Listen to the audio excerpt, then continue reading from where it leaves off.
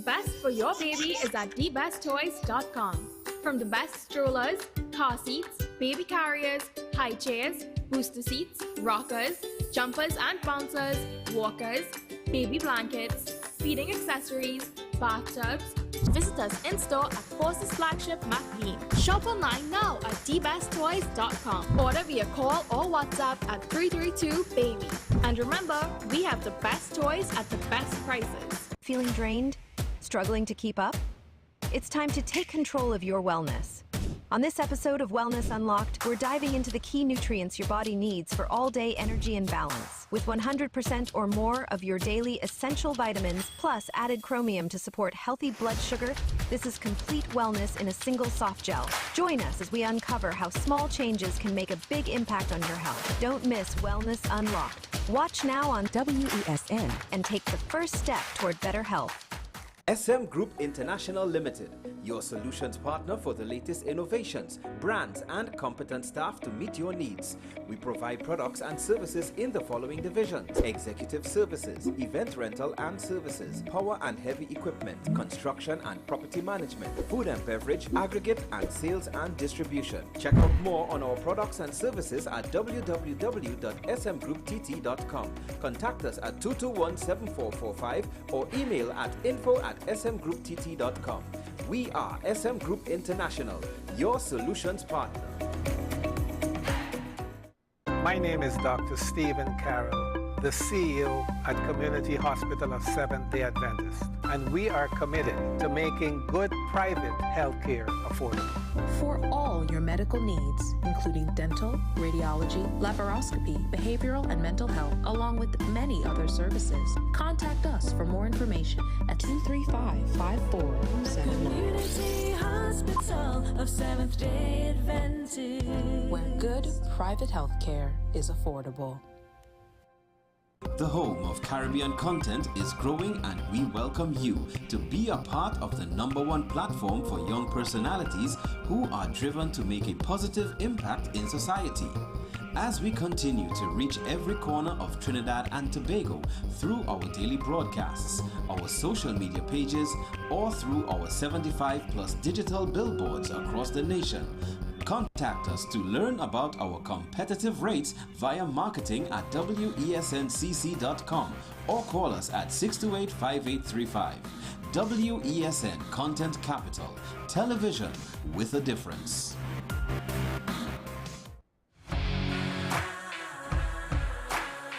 Every day, we communicate through stories. Stories of ourselves, our challenges, our goals, our experiences, and our aspirations.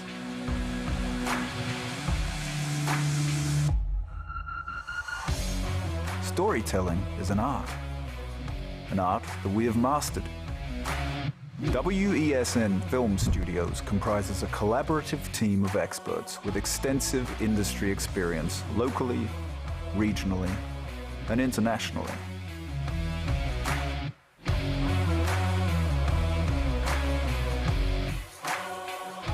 The ability of your business to successfully communicate with your preferred audience depends on the strength of the stories you tell.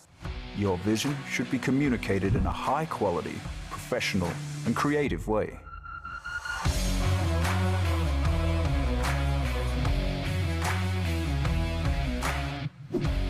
From concept to post-production, advertising to film, multi-camera productions, live events, streaming, and virtual conferencing, we are WESN Film Studio. Let your own unique voice be heard and your vision realized. Call us today at 628-5835 for your next production.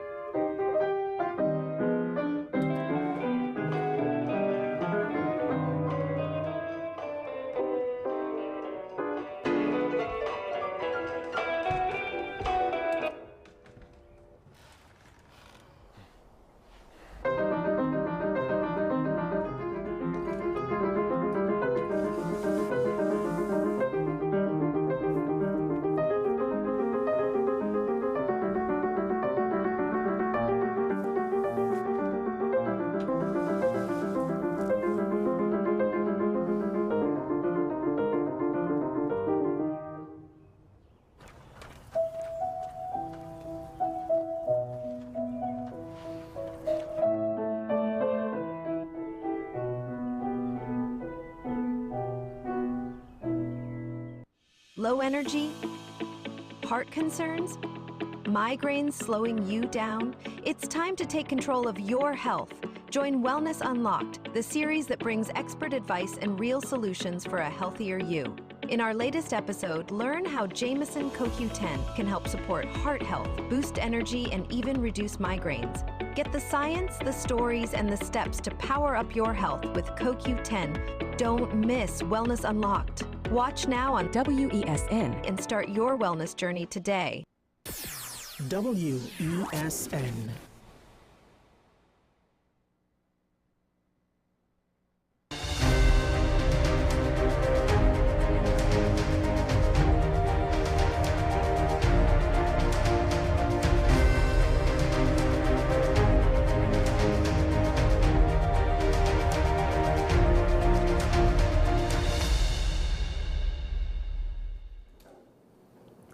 Good morning and welcome to AM Prime on WESN. I'm Naomi McNish. And I am Jada McLeod.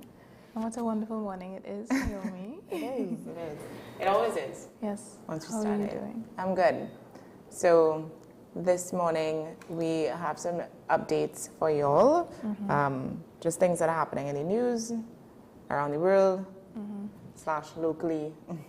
Unfortunately, we have to start off with some kind of tragic, disheartening news. This is happening out of China, where at least 30 people have died in Beijing and more than 80,000 were evacuated to safety, Chinese authorities said, as heavy rains and floods ravage roads and houses in northern China.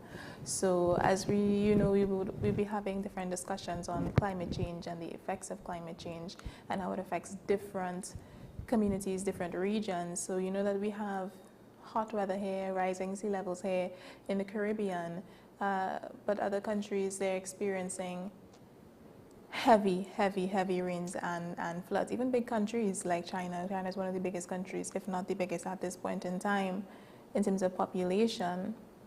And they're going through something like this again. At least 30 people have died. So take a look at this video for more information.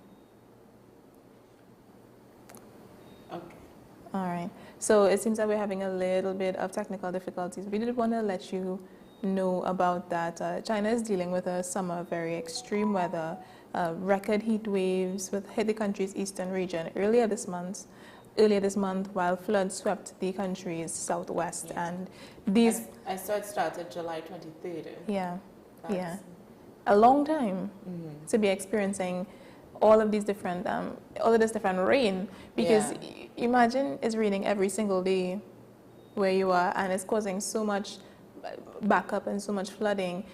I think what we tend to forget is the problems that floods cause. It's not just that, it's something in your way. It damages property. It causes rust. It kills people. I saw it killed at least 30 people. 30 people died due to these floods. Some districts received up to 21 inches of water, described as nearly a year's worth of precipitation, and that's in just a few days. So against the backdrop of the massive floods in northern China, President Xi Jinping has called for an all-out rescue effort and told authorities to prepare for worst-case and extreme scenarios. I can't say what more worst-case it could be than 30 people have died. Yeah. I mean, China again has a large population, but that's still lives lost. He would have said that no effort should be spared to search for and rescue those missing or trapped. Because, I mean, again, things that damages property falls. Property falls on your houses, property falls on you. Imagine you're there with rising tides, maybe you're there with your children or something like that, and you're trapped. And I think it's always good that we can empathize with people in certain situations, because yes, we're not going through something like that, but I mean, just the thought of it happening is gut-wrenching. And just to put this in perception, Perspective. Perspective. My bad. Perspective. All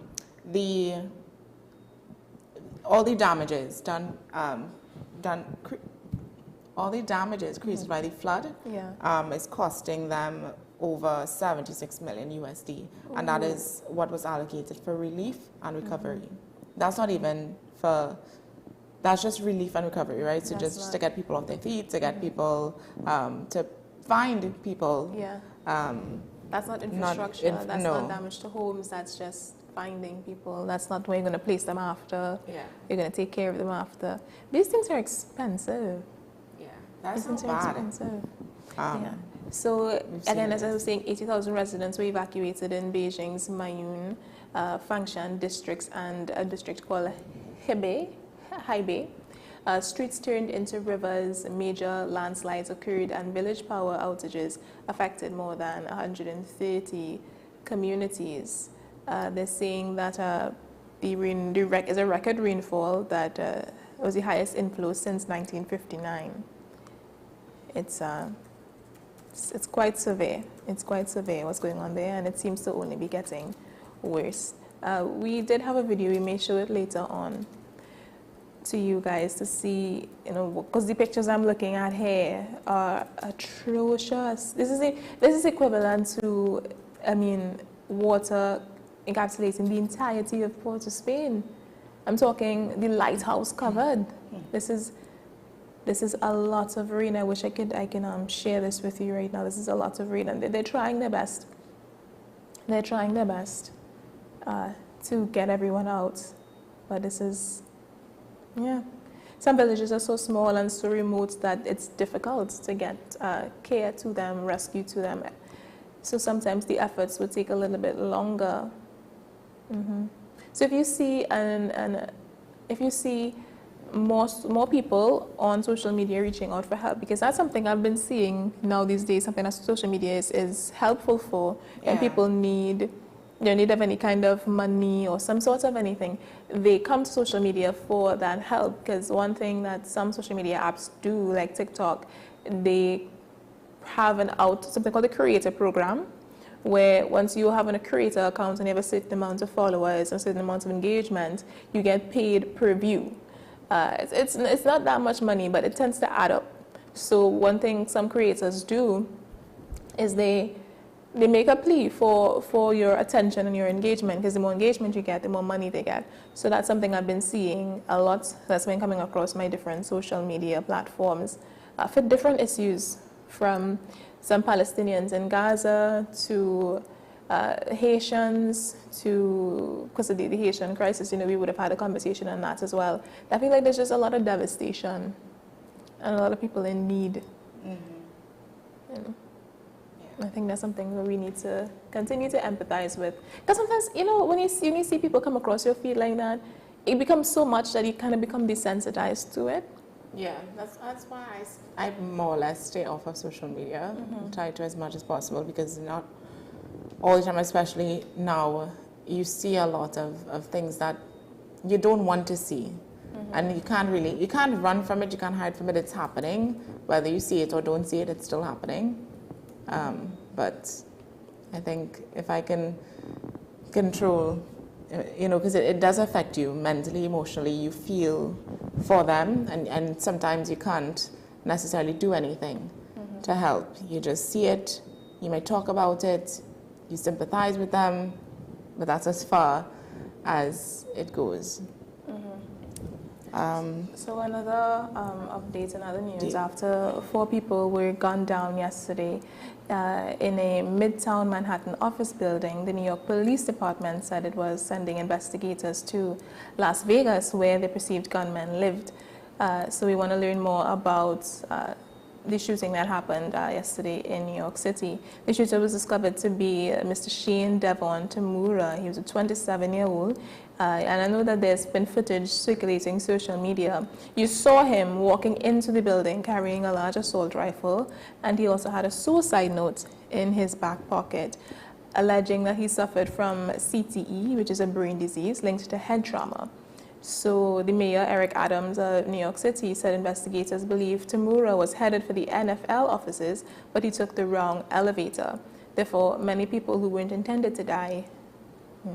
So the victims included an off-duty New York police officer who was the father of 2 young sons, an executive at an investment firm, Blackstone, a security guard described by his union as a New York hero, and a Cornell graduate who worked for the building owner.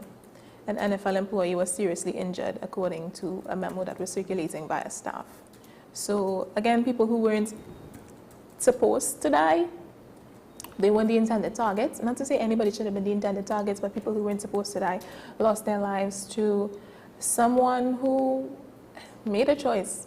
They made a decision to commit mass murder.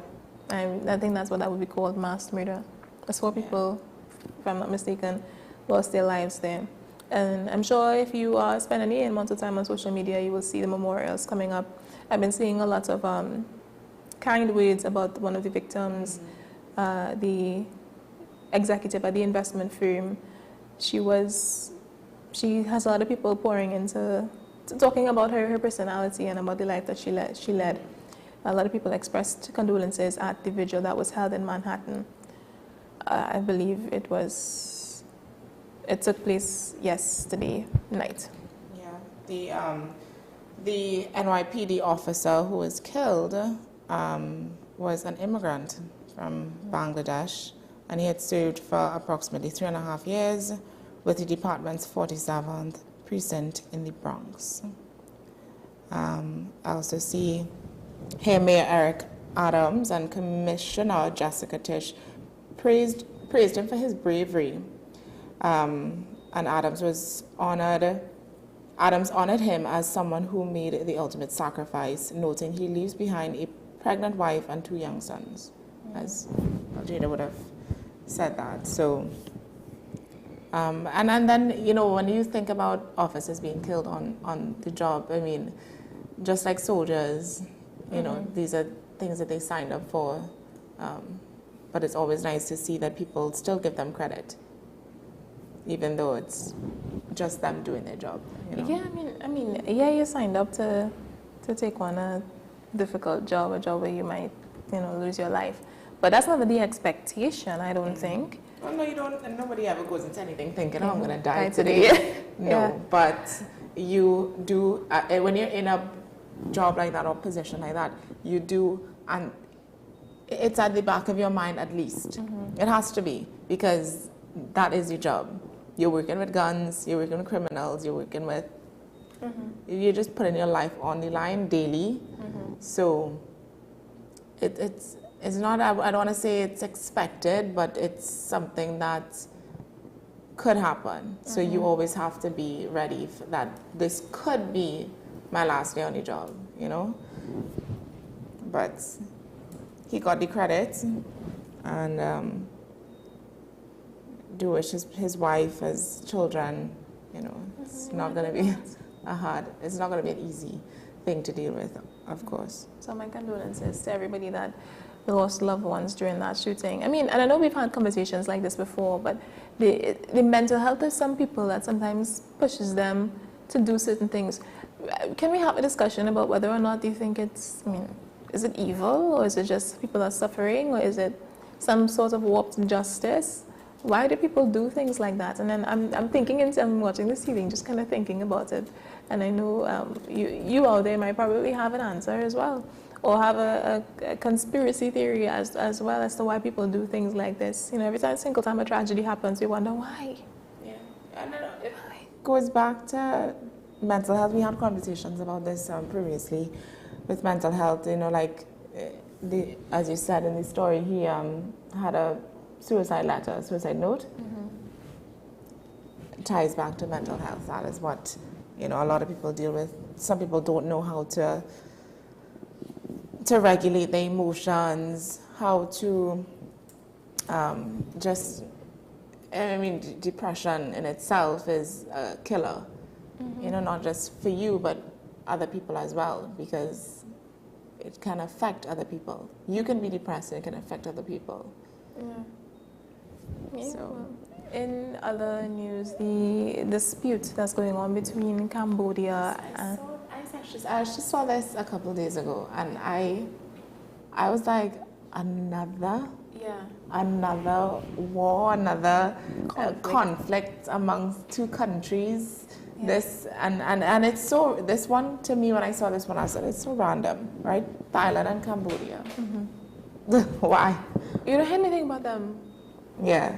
It's two very, you wouldn't think Thailand would be in a conflict with another country because Thailand is so quiet, you know.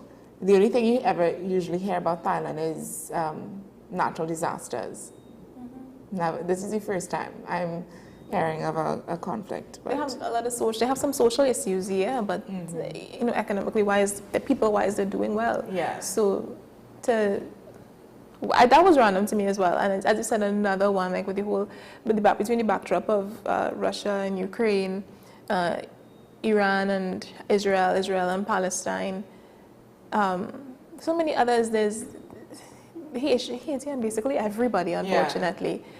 So it's like, what's with all these conflicts that's going on? So the Cambodian-Thai border dispute, this is a border dispute, is a territorial dispute between Cambodia and Thailand over certain areas of their shared border. It technically dates back to 1950, where they were just Cambodia's independence from France, and they had ownership of a particular temple on a certain piece of land, but now that's one of the pieces of land that they're fighting over, who has control over. So I believe yesterday the two governments would have reached a ceasefire agreement, but as of this morning, as I'm just finding out here, they're accusing each other of reneging on certain aspects of the ceasefire agreement, which may lead to a complete dissolution. And if it leads to a complete dissolution, then both countries would start warring again. And that's not something, we don't want a war we don't want a war so close to Russia. We don't want another war in around that region, because there's a lot of people, more than half the world's population live in that region. It almost feels, and I always go back to conspiracy theories, it almost feels like a conspiracy theory. Yeah, and there's certain countries who are chiming in to, mediate the issue. Like the U.S. And the U.S., of course, and China even. I see here the U.S.'s pressure includes a threat of a 36% tariff on Thai and Cambodian exports starting August 1st. That's one aspect of the negotiations. I sort of sympathize with US President Donald Trump, because they have to get involved in almost everything because they are the USA. Well, yeah. And imagine a new war, like, oh my gosh, she's probably like, guys, stop it. Because now I have to give you money, now I have to put, what do you call it, tariffs on you. Guys, give me a day off, I want to go golfing. You can't golf. No, if you're the US president, you can't go golfing. But I can just imagine U.S. officials just going, another one. Yeah. What's going on? A lot is happening. I see things got violent as well between July 24th, July 28th, which lasted, that was about 5 days, and then between 38 to 48 people died, and the displacement of over 300,000 civilians, and this was on both sides, Thailand and Cambodia. Thailand insists that Cambodia fired small arms, grenades, mortars, and used drones in multiple areas, especially near like huge provinces, within hours of the deadline, calling it a deliberate and flagrant violation of the truce. So that was when they made the truce. Thailand accused Cambodia of continuing attacks on certain of their bigger provinces. Thailand's military confirmed only reciprocal, proportionate responses in self-defense, saying it strictly adhered to the ceasefire terms. So Cambodia said, you fired missiles to me when we were coming up to the truce deadline. Thailand said, I only did it because you did it. And that's where we are at right now. It honestly feels like playground, countries fighting. It feels like little children fighting. And I think I made that allusion a couple of weeks ago when we were first introduced to the U.S. and China tariff war. It feels like little boys just playing on a playground.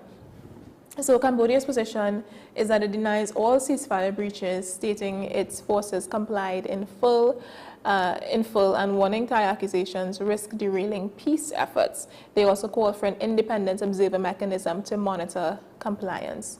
So I'm not too sure what that would look like, an independent observer mechanism, if that would be a neutral country, which I don't know if they would want the U.S. to do something like that or for it to be U.S. funded. Most likely it would be. You can feel like the U.S. has their hands in everything. Again, conspiracy theorists. But I'm not too sure what an independent body would look like. So the question is the truth going to be is the truth holding, is it going to continue to be upheld? Early accusations say that no heavy artillery or large-scale offenses have been reported. Again, it was only small-scale things they were accusing each other of.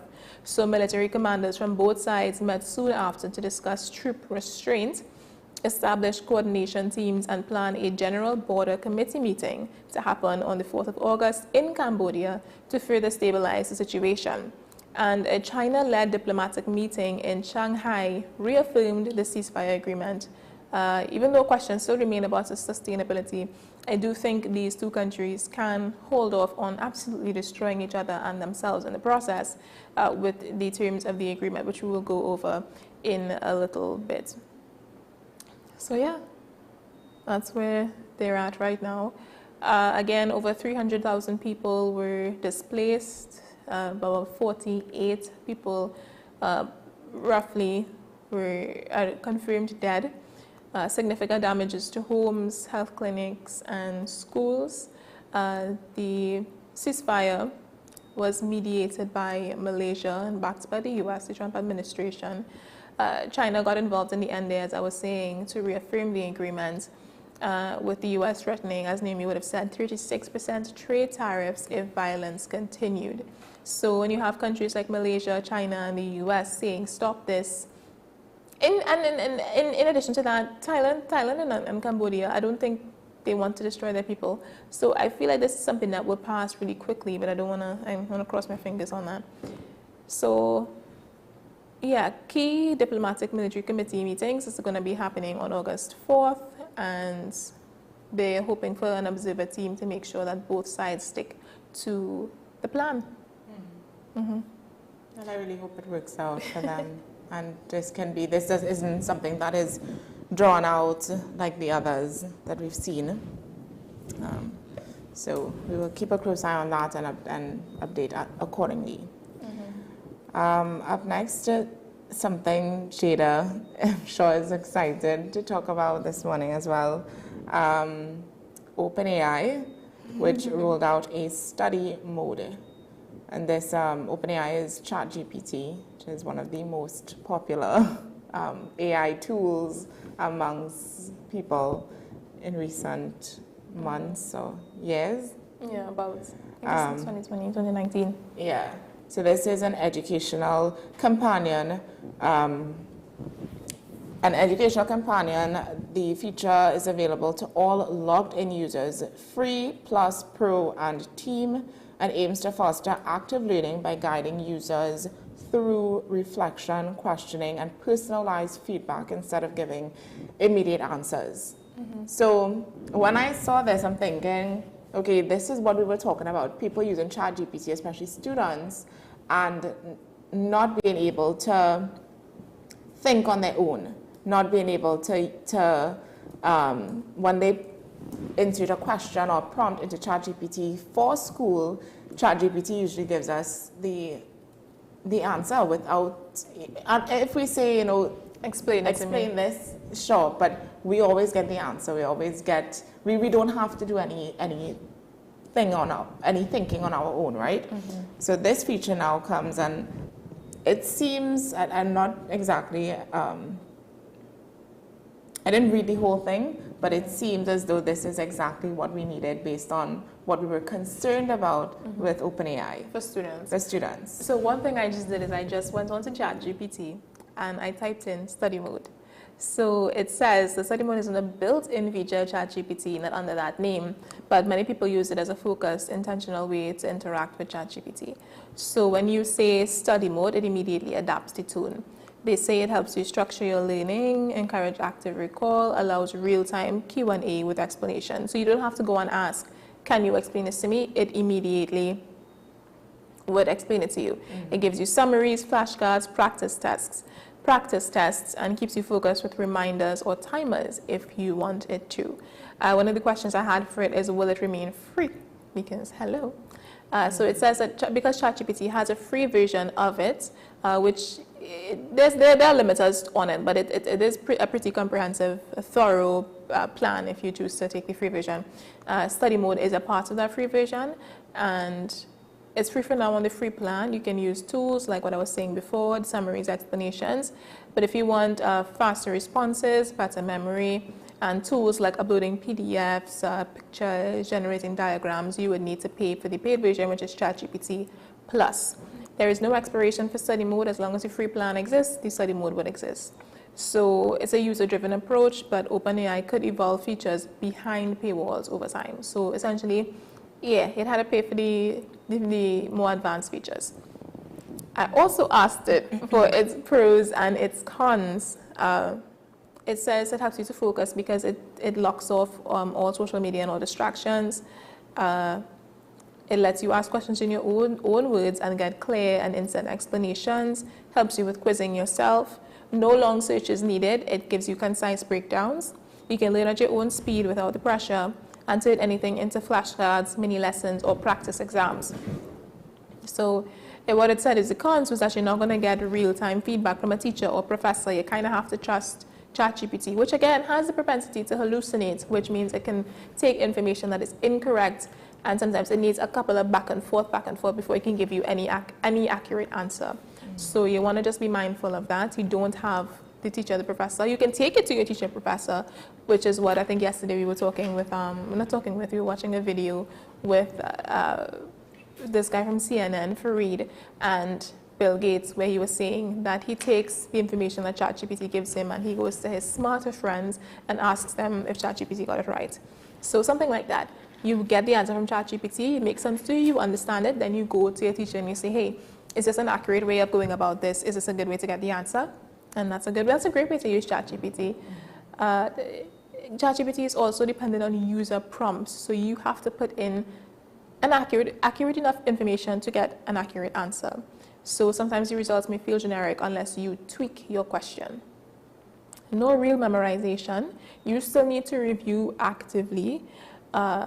You can burn out if you over-rely without breaks or any type of variety. And if you don't give enough context, it may miss the mark. Again, put in accurate questions and you will get more so an accurate answer. So it all depends on how you choose to use the feature, but I think it's a great feature. I've been using it to help me with my Spanish learning, and I can say I know a little Spanish, guys. I know a little Spanish. So yeah, I think it's a really nice thing. So what you have to do is when you go on ChatGPT, so when you go on Google, you search up ChatGPT, and then if you don't have an account, you make an account. It's really easy, and then you put study mode into the search bar, and it will go into study mode for you, and it'll give you a prompt. He says, let me know. I'm giving it a pronoun, he. It says, let me know what you're thinking, what you want, and you put in what you want, and you can go from there. So I think it's a great thing. Yeah. Yeah. I'm excited just to try it out myself. And see what it's about, because I mean, there was one of the reasons why this OpenAI decided to create this feature.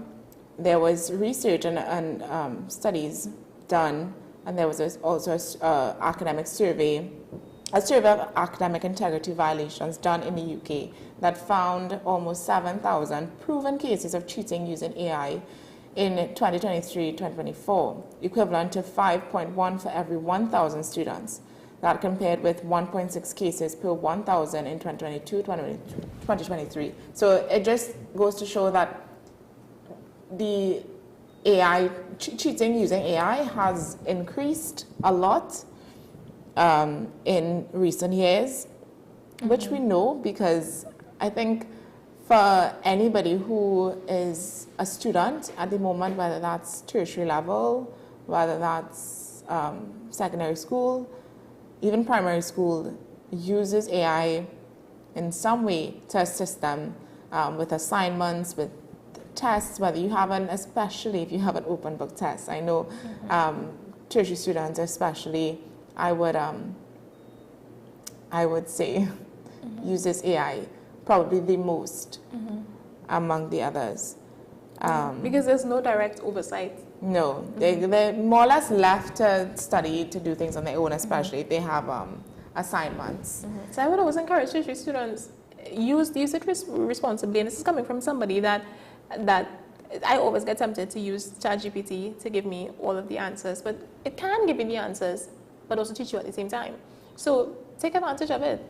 If you get any answers, at least let it explain it to you so you understand why it is. So when you go into that testing room, is that what? Something, ChatGPT is something, and this is why I'm saying I'm excited about this feature, especially for my September semester in school. I use ChatGPT in my past semesters to assist me with certain assignments, and not so much for exams, but just for the extra knowledge. Not the extra knowledge, but just the assignments within the semester. And there's usually like 3 or 4 assignments we get per semester for a course. And I would go to ChatGPT to help me come up, or depending on what the assignment is, whether if it's an essay, I'll get some information, or I would ask ChatGPT to structure my essay and I would put the information in, or something of the sort, depending on how long the essay has to be. If it's a really, really long essay, I'll help myself out by getting a prompt or some sort of assistance in terms of structuring my essay to get the highest mark that you can get. Yeah. I love ChatGPT to help with exams. I know personally, one thing about me is that I take long to catch on to things. I can be a little slow sometimes. So when I'm in class, sometimes the teacher's moving really, really quickly, or they give you slides, they don't have an actual teaching session. Because you have to pace yourself and learn on your own, that's kind of hard for me.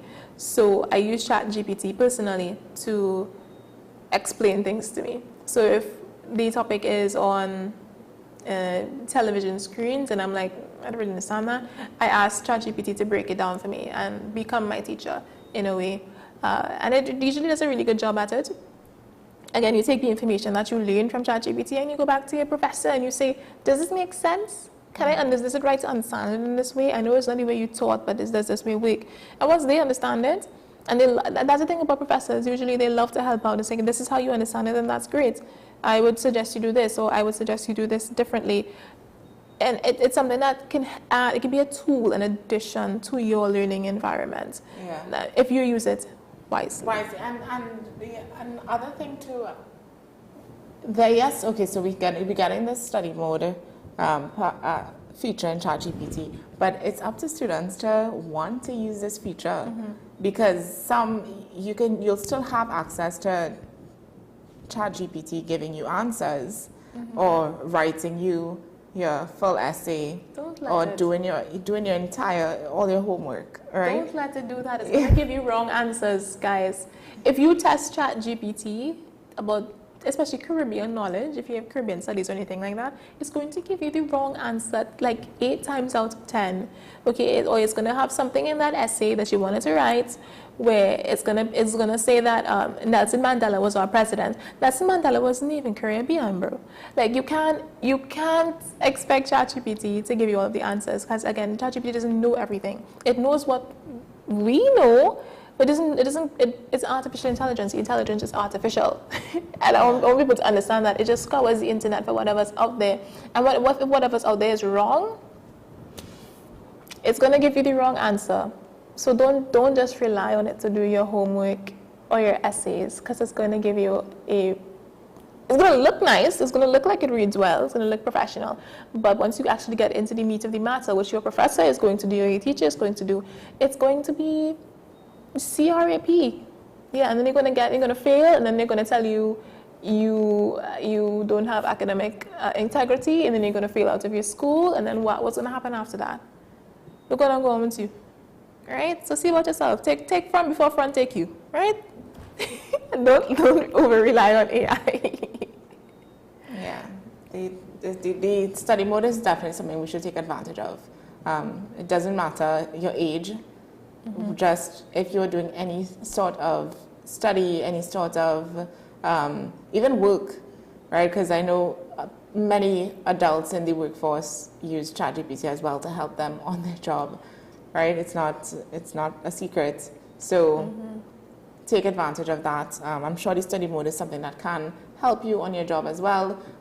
If you have to draft up an email, send out a proposal of some sort, I would assume, I would take advantage of the study mode as well to not give me a direct answer, complete answer, but just kind of guide me through the process or steps that I can still use my brain and my thinking to get the job done. So let's take advantage of that. And sometimes it's okay if ChatGPT does give you the answer once it explains it to you and you take the time to go over the explanation. Because you don't want your brain to turn to mush, which is something we've been concerned about when it comes to AI, right? We don't want to be too over-reliant on this AI bot. You know, we want to be able to think on our own and to not kill critical thinking, right? This is, again, things that we were concerned about, worried about when it comes to AI and us. So I think right now we're just going to take a short break and we'll be right back with you. As you guys know, it is Wild Wednesday. So stay with us and we'll be right back.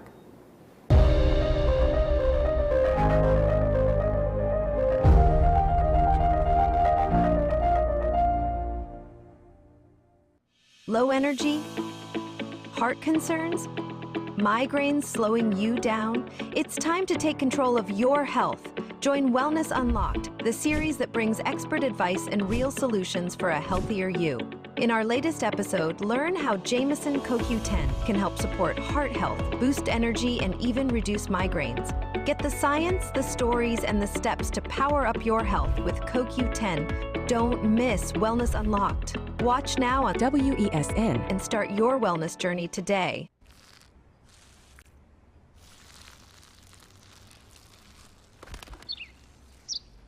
Maybe he landed here totally by coincidence. But if by chance he's admiring your fresh coat of Benjamin Moore soft sky blue, well, that's a pretty high compliment. Coming from an expert.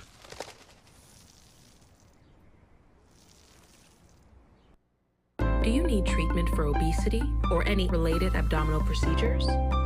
The community hospital now offers minimally invasive laparoscopic surgery done by an American-trained, board-certified surgeon with over 20 years' experience. Give us a call at 235-5479 for more information. The Community Hospital of Seventh-day Adventist, where good private health care is affordable. Money is something we all deal with, but how many of us truly understand it? What if you could make better decisions with your money? Decisions that secure your future, protect your family, and bring you peace of mind.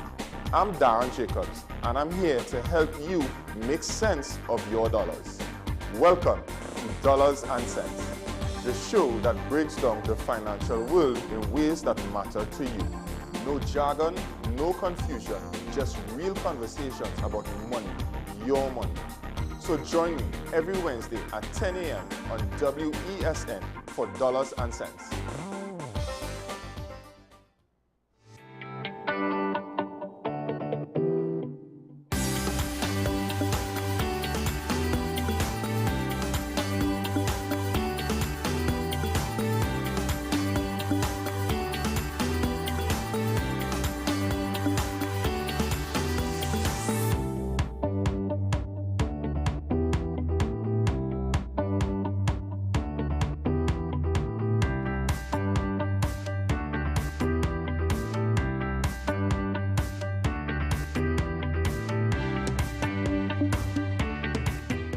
are watching Strictly Legal on WESN Content Capital. Just give an overview of what exactly is that split arrangement.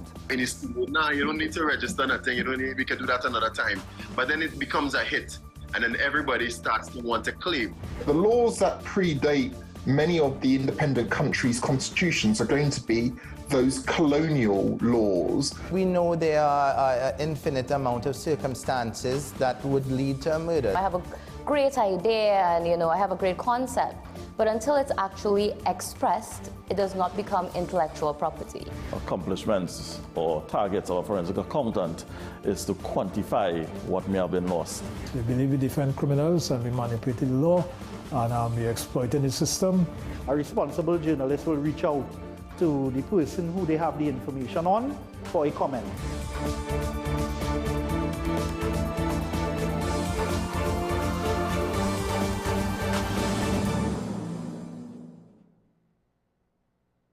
We are tackling the hard-hitting topics, some controversial topics, some topics we sweep under the rug.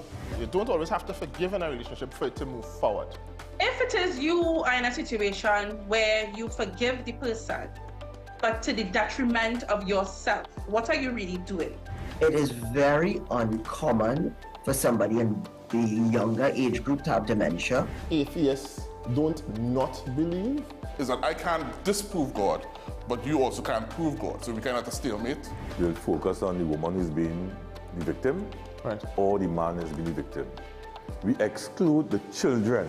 Folks are trying to study the underlying brain mechanism to figure out how does this particular disorder happen in the brain? How is the brain processing this? Don't worry about AI, worry about humans working with AI. Are you willing to learn new skills to stay relevant for the future job market? That's the challenge that people are going to struggle with.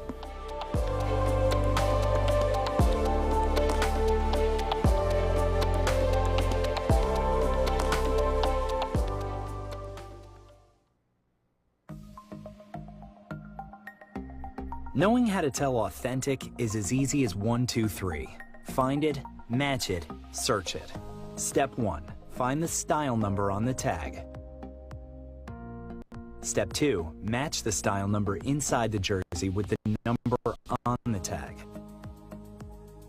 Step 3. Search it.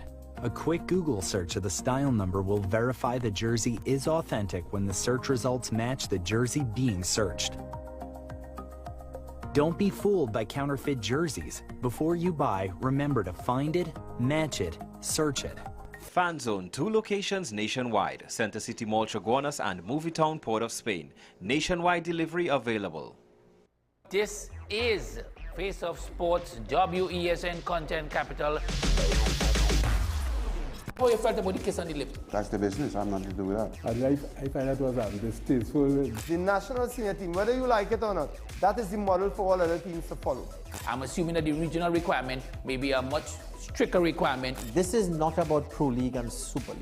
This is a league run by the Normalization Committee that I'm responsible for. Nobody expected FIFA to fund this arrangement. If we don't get a professional attitude towards this, we are doomed for failure. You break the balance, trip the leg, control the body. They ain't gonna stand put forever. Why you want the Chiefs to lose so? Why you want the Chiefs to lose so? They already have 2. Lamar Why? You're jealous because you know the Chiefs getting closer to the Patriots. Let's go to the last part. Let's go to the last part.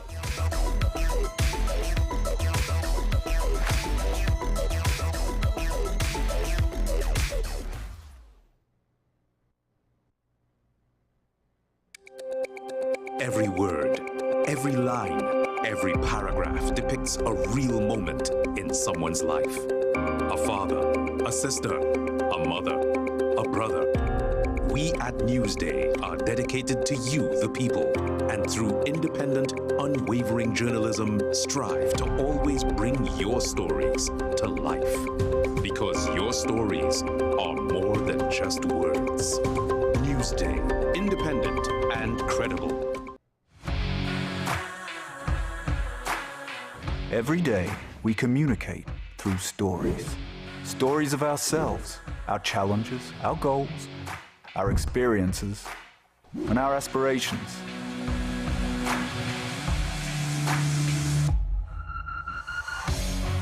storytelling is an art that we have mastered.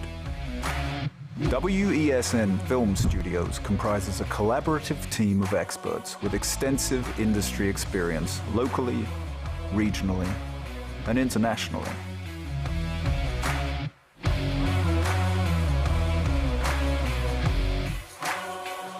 The ability of your business to successfully communicate with your preferred audience depends on the strength of the stories you tell.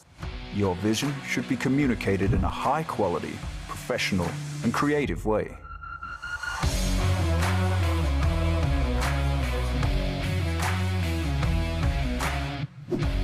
From concept to post-production, advertising to film, multi-camera productions, live events, streaming, and virtual conferencing, we are WESN Film Studio.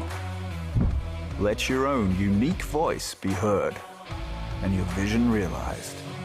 Call us today at 628-5835 for your next production.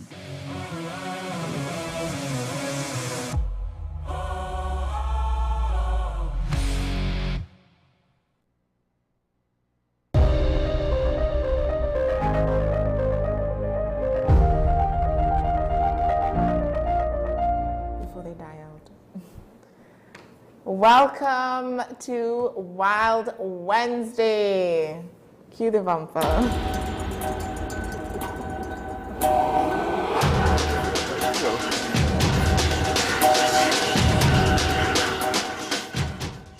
didn't hear the countdown.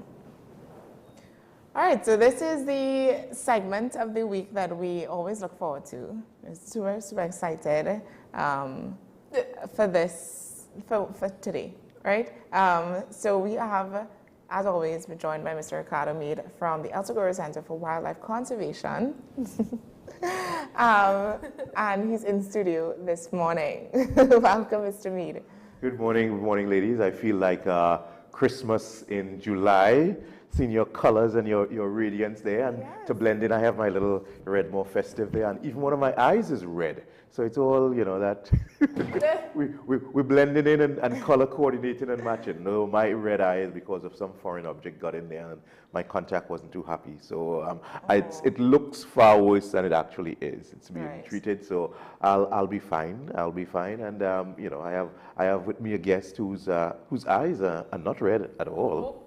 Not red at all. And a very dynamic, enthusiastic, maybe even say unwilling guest this morning, a very special owl. So as I have mentioned before, and let me be snobbish by saying good morning and thank you, welcome to all our friends and followers out there. And can you guess who we have with us? Who? Nothing new. I always get excited when we have a owl. That would be an owl.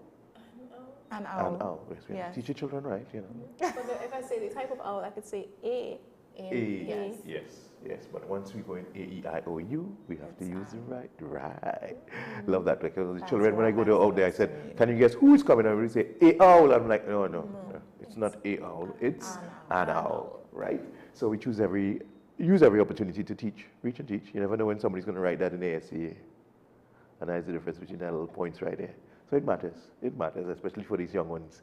So with us, and without much further ado, we present Morticia. Morticia. We love that name, by the way. And you'll see why. Bring her in quite gently. Oh yeah, she's on screen already. I'm just going to bring her in more nice and slow. It's nice that these containers have little wheels below. So she's just sliding. She's not going to be nice about it, she's not going to be nice. She's not been nice this entire time she's been in studio with us. Right. Morticia. So this is who she is here, and she's part of the problem there is she is seen through the glass and wants to go through it. But if I had done the one with the stripes or the bars, then it would have obstructed her vision. After a while, she'll realize I can't go through, and she will sort of just stay. So I'm going to keep my motions as subtle as possible, so she will be as still as possible, and not try to come out of it. Because she's, we've had her for a while, but she's fully wild. She's a mottled owl, one of the 8 identified species of owls in Trinidad and Tobago. So far, and at the center, we've had the pygmy owl, That's the smallest one. That's this tiny. I don't think I've brought one yet. If I haven't, I'll bring it soon. Yeah. The tiniest, the second smallest owl in the world lives right here in Trinidad, pygmy owl. But that bird is ferocious. For its body size, it has some very large feet, and it uses that to kill mice. Grasshoppers, katydids, worms, lizards, small snakes. It is truly a predator. So we have that. Then last week you met the, once again, another tropical screech owl. So that's the second smallest owl. Then we go up to this young lady here, Morticia. Morticia is a mottled owl. And she's fairly rare, and she has a unique sound. It sounds like she's saying hoo hoo, but in a sort of digitized way. And but it's really rare to see them. You really have to get out there birding. Well, it's nocturnal, so that creates a problem right away. So you're not going to see too many of them flying by in the night. Their dark and mottled coloration allows them to blend in so amazingly well that even sometimes when they fly, you can't even really recognize what it is. Some of the other owls, like the barn owls, have a white underside. So when they fly, you see that, and you say, oh, it's a big white owl. The spectacled also has a big white underside, so you see them. But this guy here is like always disguised. Even the eyes, this guy is camouflaged in. Very long talons, as you can see. So it will take mice, rats, snakes, lizards, variety of food. So it's very good for pest control. So we should not poison their food and then kill them. So please, I always urge people to avoid using rat poison. It's a big problem that we're dealing with all the time. It creates a lot of problems for us. A lot of times these birds of prey come in, bleeding from everywhere because of the rat poison. And the active ingredient in that is warfarin, which causes them the blood not to clot, and they sort of bleed out and so on.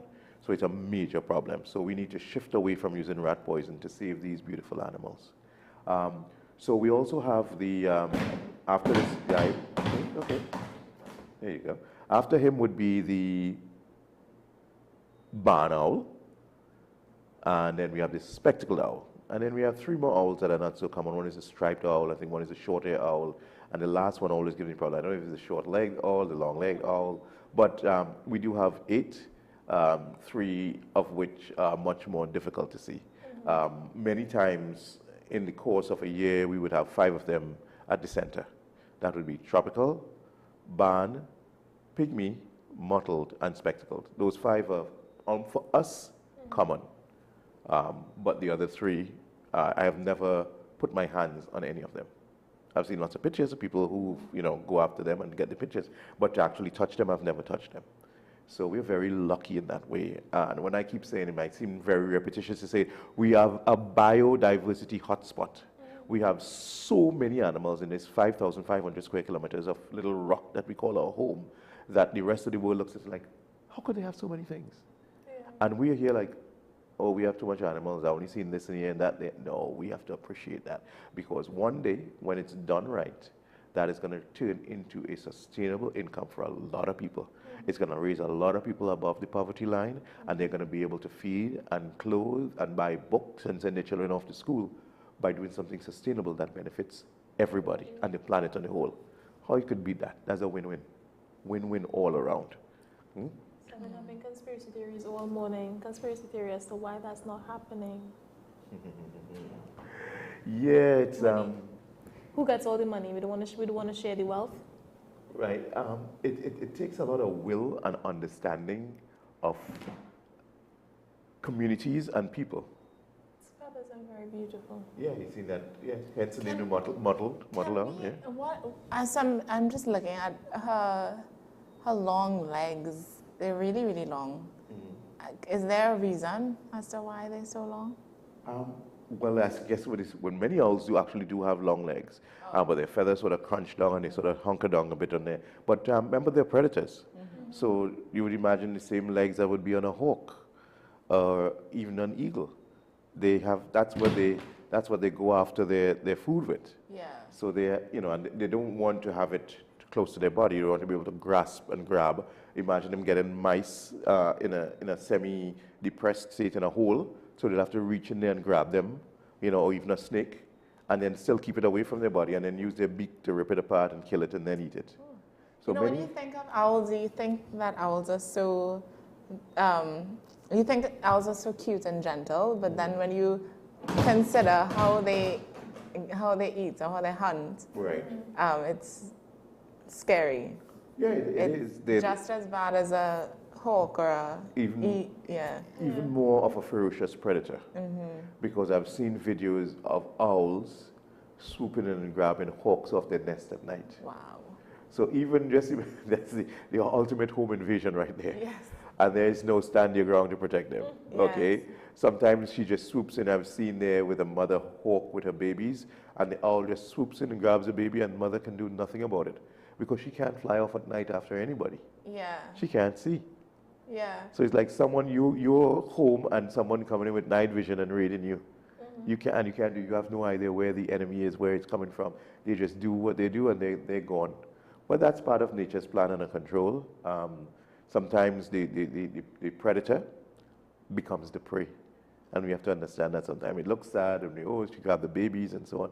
But no different from the hawks who during the day would grab mockingbirds and kiskadis and other birds from their nests. So it's a cycle.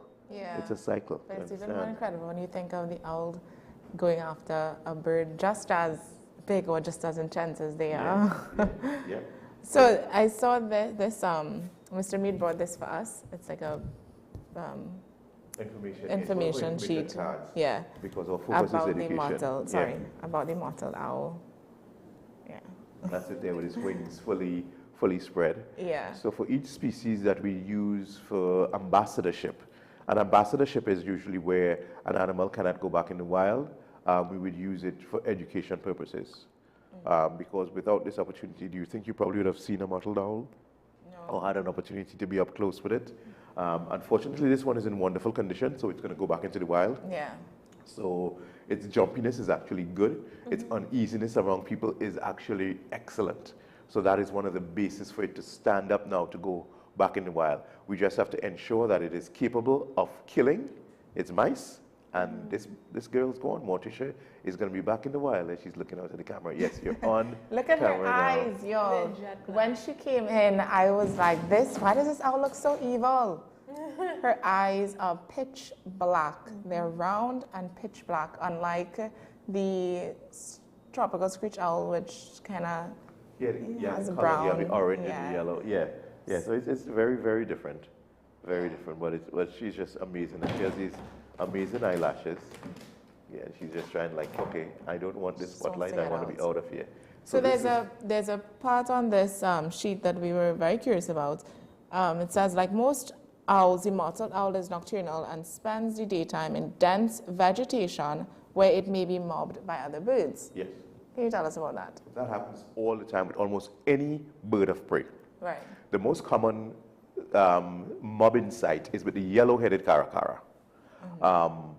If you look up, when you hear the sound, and you can tell that's like a bird of prey, and you look up, you will see the yellow-headed caracara, the slightly creamish yellowish head, and on the wings 2 spots. But you would almost always see it in flight, sort of diving to get away from a smaller bird. Kiskadis go after them, mockingbirds go after them, the blackbirds go after them, the bay-eyed thrush, almost all our smaller birds go after them because they kill and eat those birds. And they love to, they don't even want to face off the adults. They would raid the nest and eat the eggs or the babies. So they know that. So from the time that bird lands on a tree, they're like, nope, you are not welcome here. So they literally gang up and they just go after, they swoop and they hit it and grab at it and claw at it until they make it uncomfortable and it flies off. So that process is called mobbing. Yeah. So these birds, a lot of predator birds, when to rest, they have to sometimes either be very high up on a tree or they have to sort of hide away. Because once the local smaller bird residents get a hold that a bad man is around, they deal with it. So they're quite opposite to us here in Trinidad. Yeah. You know, bad man in the community, everybody cowers and is afraid. They're at the most vulnerable or weakest states when they want to rest. Right. But the saying is a pack of wolves can beat a lion.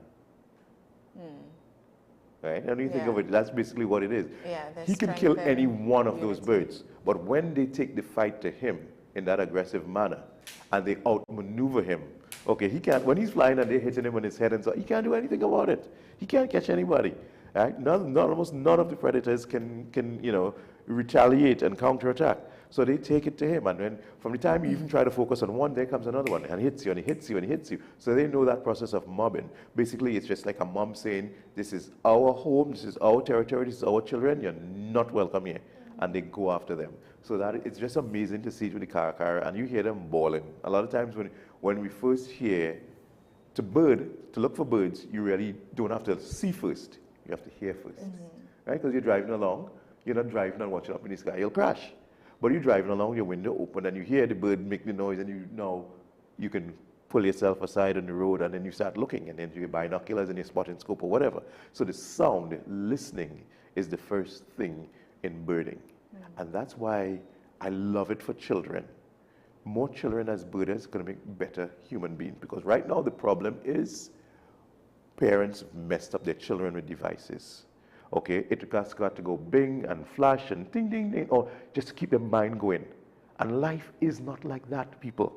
You know, life is a school, easy pace. So now you have to focus in there to get certain things out of it. And sometimes you have your excitement and you jumps up and so on there, but your heart can't operate at that speed, it comes back down. Right? So, but if you get your child addicted to that, the screen time, and I keep saying this over and over, and I'm seeing more and more parents just abdicating their responsibility of parenthood to a screen, because hold that, it keeps them, and I've known people to go through so much problems with their children. A close family member, the child developed a very unusual speech pattern because of time in front of a television. So that had to go now and be corrected. So instead of doing the madness, do the right thing, And of course, the child wasn't in front of the television looking at CNN or Panorama or CNC or TV6 News. It was all these cartoonish stuff. Yeah. So now his speech became very cartoonish. And you have to go now and reverse that. But something like birding, here's why birding is great. Encourage your children to bird. Here's what parents could do out there. Download, so the device isn't 100% bad. Okay, a hammer can be used by a man to kill another man, and be used by a constructive person to build houses for so many. It's always how you use it, where you use it. So it's not that is bad, but when you just let them just go at it and do, and the silly things too, because remember, everything is there. Everything is there. Yeah. So one thing that is there is something called iNaturalist. That's an app, iNaturalist. And what it helps you to do is from your home, you can help your children to become more aware and more observant and get rewarded and acknowledged in their observations. So it's a naturalist app. So you can take a picture of a bird. You saw a bird, take a picture of a bird and submit it. And people who know would give you an identification of the bird. And with that now, you can learn so much more about the bird and its habits and stuff like that there. So now you come back to you and say, hey, Mom, Dad, look, I found this bird. Hey, why did you know that? iNaturalist. And it's a rare bird. And that's a good thing. Now you can also admit that to the Rare Bird Committee in Trinidad and Tobago. And now it's listed that this mottled owl was found in Canupia or found in Shaguana, so whatever it is. All part of research. So you're like a citizen's birder, citizen scientist. So now, once they're doing that now, the first thing they have to do to find the animal, they have to listen. Listen. So you have to turn off all the noise. And our life is sometimes crowded over the noise and listen around. Oh my gosh, I heard this. And even the sound can be recorded and uploaded to get an identification. Because there's another program called Merling about birds. And there's so much of this going on out there, and so many people around the world are using this stuff. Time for us to bring this home and let our children get in tune to that. So imagine your children could probably get 175 birds for July, August vacation, right? Instead of 175 points on Roblox or whatever other nonsense they get pulled into, okay? And then might ignite a passion in them. At the least that would happen, they'll be more aware, they'll learn to focus, listen, to analyze, to use the internet in a positive information manner, instead of it just giving you stuff that just keeps you hooked in there like candy. And then possibly you can have a career going forward. Okay, the next David Attenborough might be somewhere in Prisca lands, waiting for Dad to say, hey, I saw Mr. Mead say this on the show, let's try this instead of you sitting around watching TV and playing the fool all day. Okay, find me 10 birds today. And that's easier.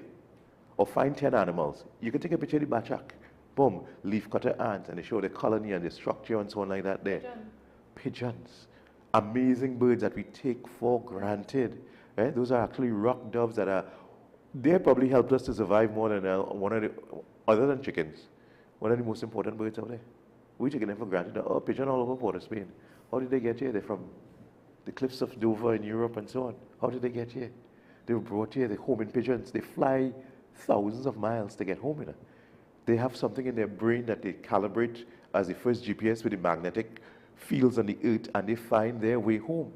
So they brought pigeons, the Europeans, to the New World, and they would send messages back to Europe. Thinking that, look how long it takes you to fly on a jet plane to Europe.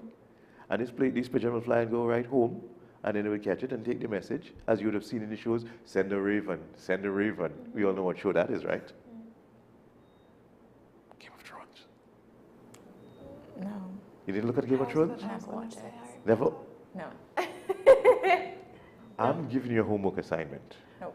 No, it's not the pop culture thing that you think it is. See, I'm a student of history, and I absolutely love that show because it was not more than, people are like, oh my gosh, the sex scene and the this and who's it. There's a whole lot more than that. There's history.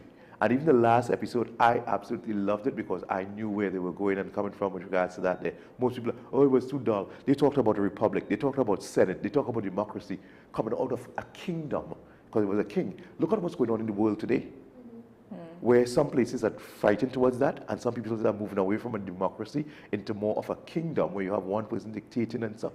And when you make the relationships and all this thing with who's an immigrant and who doesn't belong here and whose land it was first, it is our history. That show was amazing. The people who wrote that.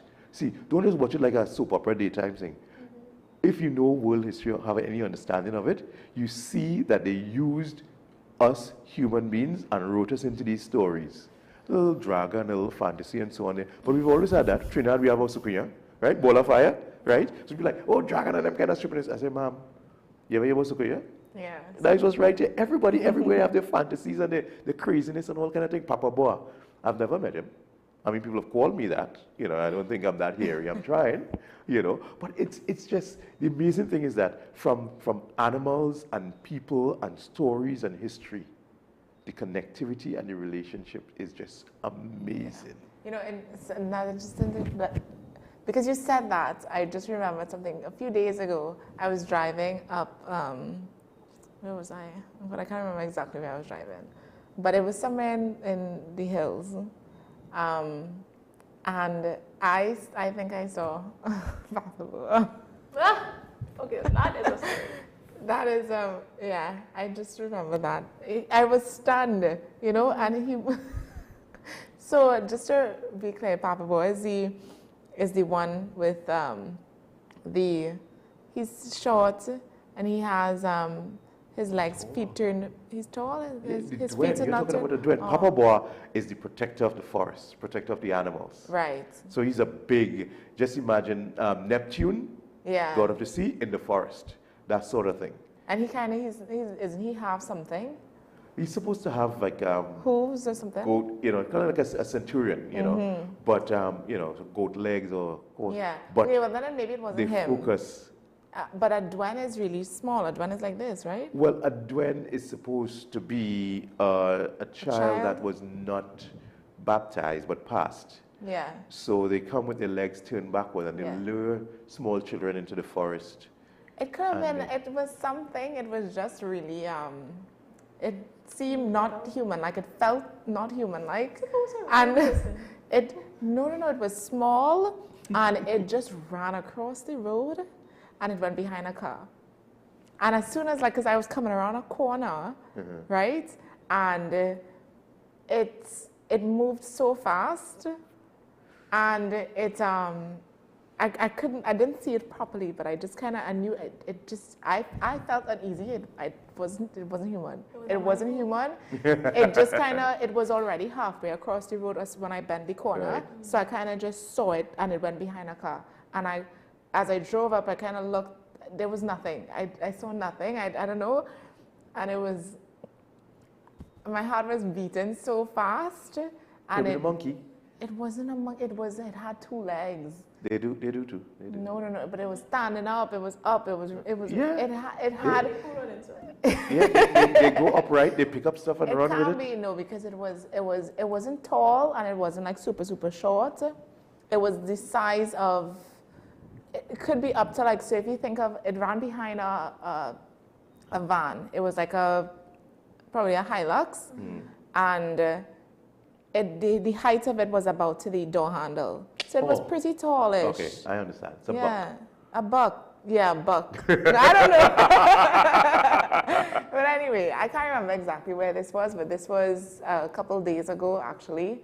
And it was in some hills. It could have been either in Paramin or in the east. You know, there's a couple in Santa Cruz, right? People have seen stuff like that in Santa Cruz. Yeah, I heard so. It could have always have been in Digicel. I think I was in Digicel. Right. She doesn't like it. More should chill. But yeah, so that was just interesting. I've never seen anything like that before, and I just know how I felt. I felt really uneasy, so I know it wasn't human. Well, that is actually part of human nature.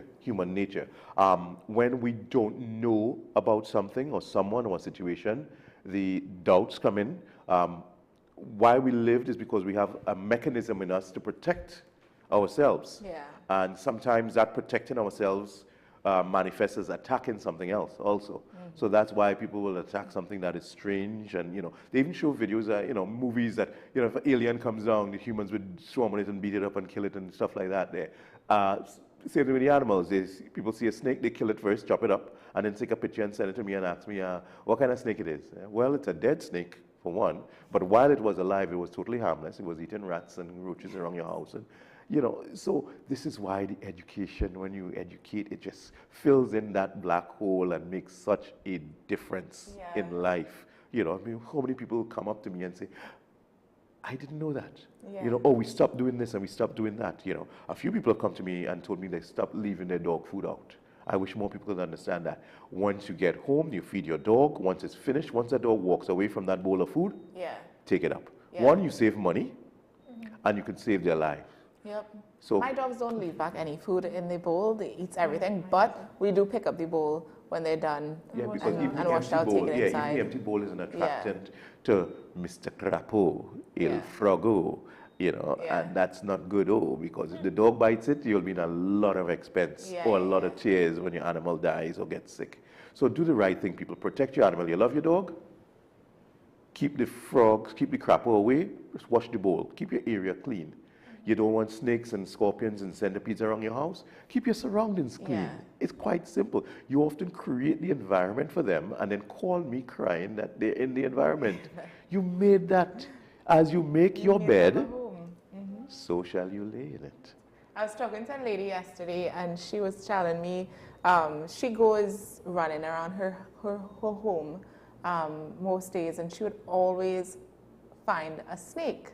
She has a lot of snakes in her yard. So she says, I'm like, what do you do? She said, well, I was going to get a cutlass and I chop it in half. And I remember that Mr. Mead always advocates for that, against that, tells us, don't do it, don't kill them.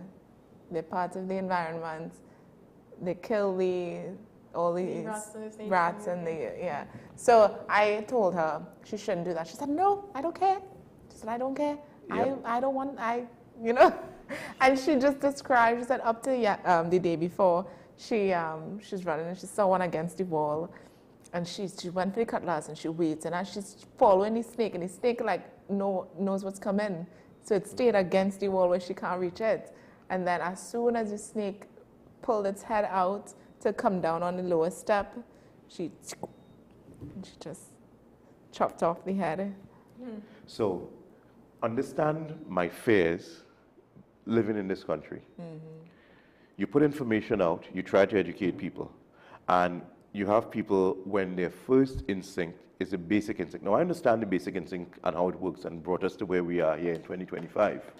But we have grown so much that that level of defense is 99.9% of the times not necessary. So now we are going to make, we're going to make these people even more empowered. And that's what scares me. A simple road rage incident ends up sometimes in fistfights, people chopping and stuff like that there. People, a friend of mine was murdered over doubles, paying for doubles. So when you put that in perspective and you've lived as long as I have, you've lived quite an active life as I have, you have a lot more encounters and experiences that you can, almost any situation, you can call on a story in a situation.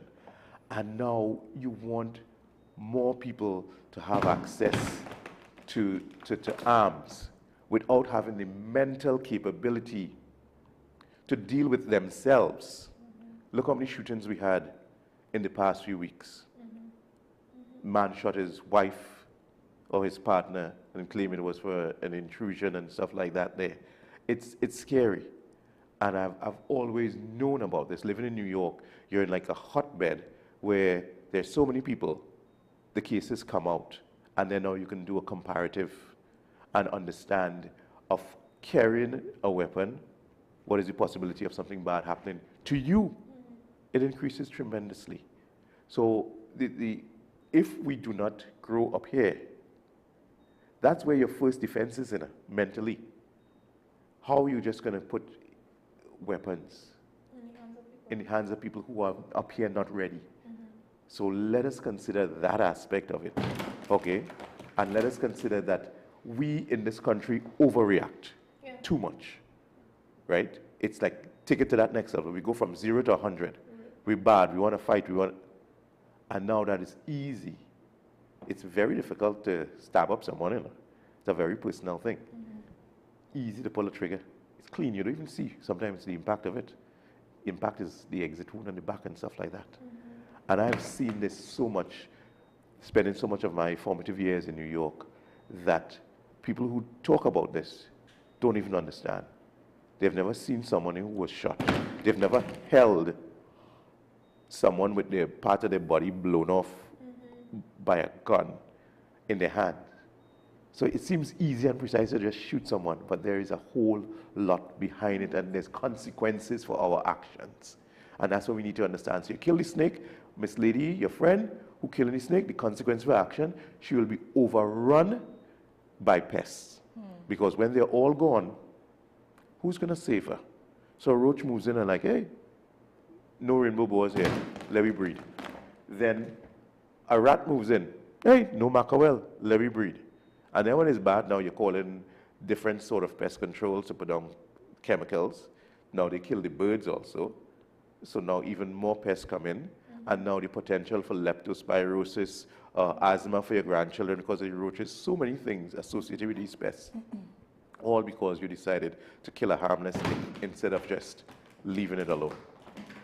So everything in life really ties in, and there's a synergy, and it just ties in all. It's an intricate weave, and sometimes it's so intricate we can't follow the lines. The lines get blurred or we get lost, but the connections are still there, whether we know it or understand it or not.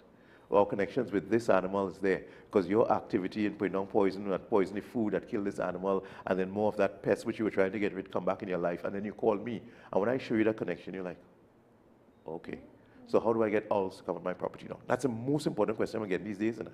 How do I get owls to come on my property? Or you could bring 2 owls by me. Yeah. Well, it doesn't always kind of work like that. I say if you create an environment for them by making an owl box, they may come. And once a family takes up residence there, they will probably stay. And you will have a good level of pest control because they eat thousands of rats each year. So. She just pooped and it's smelling up the studio. Just wanted to put that out there. And she's spreading the poop with her feathers and her legs. Yes, it's part of what we have to do. I'm happy she's so as soon as we come out there, as soon as we come out there, we're going to change that there. And well, once she's covered down, she'll be less prone to reacting. So she's seeing. Oh, before we close off this morning, Mr. Mead, did you what did you think about the spider the other day? There was a spider in studio the other day. Right before we were to start the show. Yes, there was a huge spider, probably about, the legs extended probably about this. The picture we sent you was from a little far back, but it was huge, and you could zoom in and you see how huge it was against the backdrop. Sounds quite to me like the calls I get quite often. Mr. Mead, can you come and help us? What's the problem? I have a big snake in the house. How big? Well, it wrap around the bed, the tail going around the car, and it end up back in the kitchen. And when you come, the snake is this big. This big, people. No. Okay. We're not even exaggerating. It could have been about the size of my hand. The legs extended about this. That's a big snake. That's a female orb weaving spider. And if you look close, you may have seen the male. The male is like that big. That space. What? Yes. Don't ask.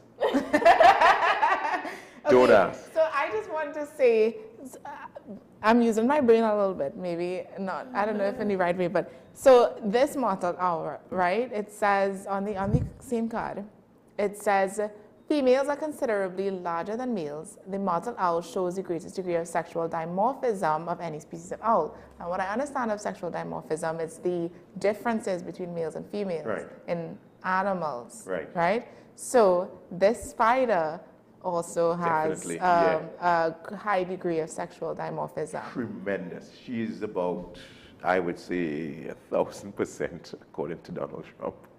Bigger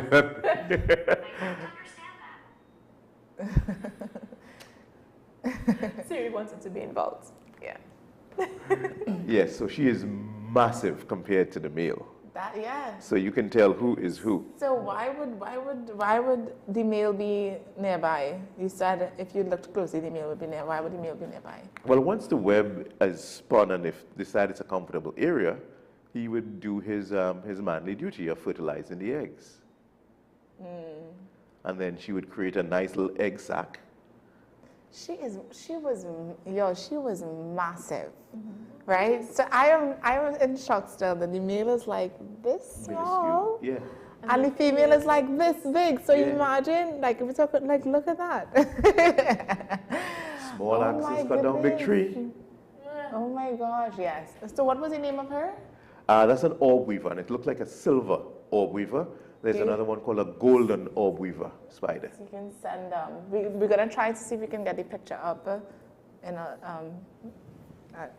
so y'all can see. Yeah, we have a tremendous selection of spiders in Trinidad and Tobago also. That's a whole other Never seen one like that amazing world. It's like anywhere you go in the animal kingdom in Trinidad and Tobago, you can just be blown away and just go down that rabbit hole and just keep going. So besides our 6, the orb weavers are quite popular as pets around the world also, besides our 6 species of tarantulas. Right. All right, and you met one. I think you met one, yeah? Yes. We try to get the chevron. It's just the weather's been kind of bad. We don't need to have any more spiders, honestly. No, we need to see the Trinidad chevron tarantula. The days that we get the spiders, I think we could probably do Zoom. Why? So it doesn't come in studio? Yeah. No. Okay. You don't react via Zoom. I don't get to get these looks on your face. This is priceless. Priceless. I can't pay you to do that, you know. You know that? They can't pay you to do that. Would the owls eat spiders? Who? Oh, yeah, they would. The smaller ones, definitely. Definitely. And there's a bug I wanted to bring on, a wasp. It's called a tarantula hawk. It is this big. Imagine a Jack Spaniel this big. Fun. Imagine that put a sting on your boom boom. Right? You wouldn't need any surgery. It would increase it. You would have to shake it to the max because it would be to the max. But I will try to get one. What it is that it's an amazing, it's called a tarantula hawk because it's a wasp that hunts tarantulas. So you would find them, grab them, and sting them. But the venom wouldn't kill it. It just paralyzes it. So it's still alive. Then it would take it and drag it into its lair. And then it would lay eggs on or in it. And when those eggs hatch, the larvae start to feast on the spider. So it's fresh meat. What? Yes, fresh meat. What that sort happens. of demented? That sounds cruel. No, because you know what it reminds me of, like when you think of a serial killer, or you think of somebody like I what are these serial killers in Hannibal history? Lecter, Jeffrey Dahmer. All the Jack the that is Ripper. what I think of. These insane, evil, just like wanted to do the worst thing possible to kill them. Okay, if she killed it like some other animals do and took it back and they ate it, you say, okay, that's normal. Same thing. The animal is basically functionally dead. Yeah, but no, But it's not going to rot. Yeah. So when you're paralyzed, there is no alive. There's no feeling and capacity to connect with external stimuli. But it would see and know what's happening. I'm not even sure if you can see the level of paralysis that occurs there. But it's aware. How? We don't know that. It's Most not likely dead. it's not. Most likely it's not. It's just not dead. So then it so is you can okay. you can be in a vegetative state where you have no concept of your surroundings. Okay, but your body organs and still, of everything course, probably still of course, functioning. right? And to do that with humans, a lot of times we have to use, the breathing machine and stuff. That's why I say you can pull the plug on them and then it ends. Yeah. So is that person, it's just a question of ethics and morality. Is that person alive or not? Yeah. Okay. I had a friend, and that's something I had to consider because I had a friend, very dear friend, who was very instrumental in pushing me towards more environmental stewardship. Her name was Rose. She's from California. And she came to Trinidad and met her. And then I went up there and I met her and spent time with her. She developed brain cancer. And after her second surgery, when they said, well, she would probably need a third surgery, but she would be 99% sure in a vegetative state the rest of her life, she considered all her options, including she was married. And she has already seen what her husband had to do to take care of her to the second stage of her surgery. And now when she becomes, after the third, she would not even exist as herself anymore. And California law allows people to self-terminate. So she was in a position, she was like, I'm not going to do this to my family, I'm not going to do it to my husband. And she decided she's not going to, go through it again and do it. And so it's a lot of connections with everything. Because she was not going to be her anymore. It's just, and I do understand that people are conflicted based on religion and personal beliefs and stuff like that. But your life and your sanctity and your existence ultimately really has to come down to you. How you live, your choices and everything like that really has to come down to you. And imagine you forcing someone like that. And now she's quite an intelligent woman. A lawyer a couple of times over, if possible, in master's degree. She was all for social justice and reforming. She would have been perfect in Trinidad and Tobago right now to help us and understand, to help to reform the prison system. Because instead, what we're doing is we're taking low-level criminals and producing high-level, more capable criminals instead of reforming and restoring them and putting them back out. You can't just lock people up. That doesn't make any sense. We have to do that, and nobody wants to have that conversation on here, really. Very few people. Oh, you just lock them up and put them away, throw away the key. No. There's going to be an end time, and they're going to come back out, and without you giving them the opportunity to learn something, develop a career, make an honest living, and be a good person, they're just going to be what they know to be, bad. So you're making worse criminals, and we have been doing that for the past 20, 30 years, and the cows are coming home. So, I always say there's a connectivity with everything. So she's a very dear person and will always be dear to the center and to myself, and I understand, because of that, people's choices and the right to make choices, because if somebody has to do that, make choices for you, you're going to, first thing is my right, me, I as a person. So I respect that. If nothing else, I respect that and understand that there are people right to make their choices for them and their family and stuff like that within the structure of a society in which we live. So it's, like I said, it's not just about the animals. It's not just about the owl in the box. It's about the connections of people. And sometimes in dealing with the owl in the box and the lady chopping the snakes, it makes us stop and say, what are we doing? Is there a better way, right? Why are we exhibiting so much propensity for violence and anger and destruction? Where is the love?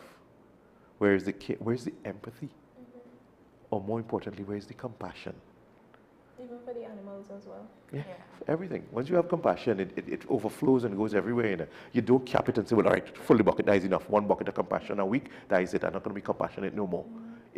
once you get to that state and understand the benefits to you as a compassionate person, okay, so you're compassionate towards someone, and that is the reward for you. You feel better as a person. You wake up in the morning feeling better because you know what you have put out there could come back and extend to someone else and someone else. So suddenly the world is not only sort of evil, wicked people trying to kill you. If you put out the good in the world, you will see more of the good in the world, and it becomes contagious. And it starts with the simplest thing. Not stepping on that animal, not chopping it. And just saying, you know what? You have your little family to go home to or whatever, live. Yeah, that's something. Yeah. We did, especially with the spider that we had in the back there. We actually have a picture, as promised, of what the spider looks like. Oh, you see that chunky little thing? No. Look at the legs. Look at the legs. But in person, when we turned around initially, like I said, it was the size of my palm. You could see it was big in terms of the legs. You saw the legs. It was big. I had a picture and it was long. It's like a picture of the galaxy through the Hubble Space Telescope. It's like far, far away. It was long, it was big, and corner of my eye, I couldn't do the program with it not gone. Yeah. So our producer kindly came in and removed it in a humane way. All that he did, I'm gonna say, he just grabbed it up with a cloth. He had a cloth, and he just scooped it up with his hand and just had it. And released it. I could never. But. We have been learning from Mr. Mead Yes. not to immediately kill the animal. Yes, I think it has a family to go back to, a life to live. Instinct, though, I would have preferred it to be dead, but, you know, I'm happy we didn't. Yeah. Think how many mosquitoes and roaches that eat. Yeah. What is the deadliest animal on earth other than humans? Mosquito. Mosquitoes. That's why we need spiders. Yeah, I would agree. Anyway, that will bring us to the end of our show here today of EM Prime. Thank you so much, Mr. Mead, for coming on and giving us a very wild Wednesday. Thank you very, very, very, very much for having me on as usual. You got a quote today? You got a quote? Well, yes. We I found one that I think I lost it. I just want to say I have a quote as well. Okay. I just want to say that this bird, Morticia, her poop really smells. It really smells. You're trying to make it smelly vision instead of television. I wish you guys could smell this. Yeah, I don't want to talk much. But my quote for today, I think both Naomi and I could do one, is the most wasted of days is one without laughter. That's by E.E. Cummings. The most wasted of days is one without laughter. I like the upbeat ones, the silly ones. So, Mr. Mead, smile so hard that you want to laugh. I laugh all the time. I have to. For my experiences in life, you know, you really have to. You don't want to sit there and dwell in those things at all. You just laugh it off and go on, you know. You need to laugh it off. So laugh it off at home, guys. We can't laugh too much in the studio because we smell more of the poop, but yeah. Oh, I can open this to get you a real good. The ammonia clears your sinuses, for one, for sure. Just remember, when you pass out smelling salts, it's basically ammonia. All right, so laughter, laugh today. You're no prefiero. I don't prefer that. I think we will stay with the Jada's quote. I won't give one today. It's one quote per day. So this should be enough. Can you read it one more time? For sure. The most wasted of days is one without laughter.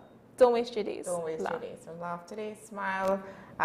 Thank you for joining us on the program this morning. Thank you, Mr. Mead. Thank you to Morticia for being such a lovely guest as well. Black-eyed Morticia. Yes. So as you guys know, you can always engage with us on WESN-CC, WESN-TV, or you can WhatsApp us at 682-9376, 682-9376. You can reach Naomi at Naomi McNish on Instagram, or myself at I am Jada McLeod on Instagram. So, all right, guys, so stay safe, stay inspired, stay informed. Do not forget to laugh today, and do not go too far. We have Sean Michael Small on the hour of 8 o'clock with Talking Points. So, yeah, stay tuned for that. We'll see you tomorrow.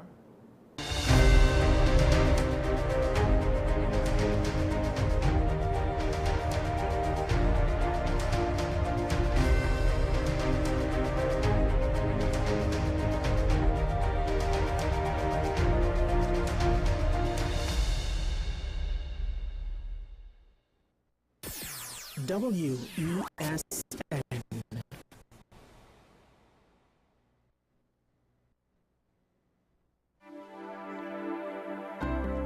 Hi, I'm Claudette, radiographer at the radiology departments at the community hospital.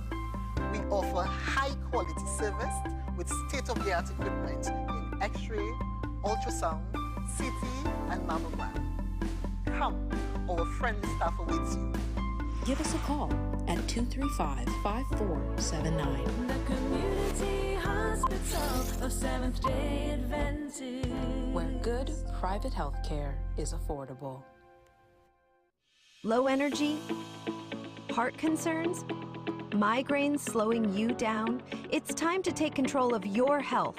Join Wellness Unlocked, the series that brings expert advice and real solutions for a healthier you. In our latest episode, learn how Jameson CoQ10 can help support heart health.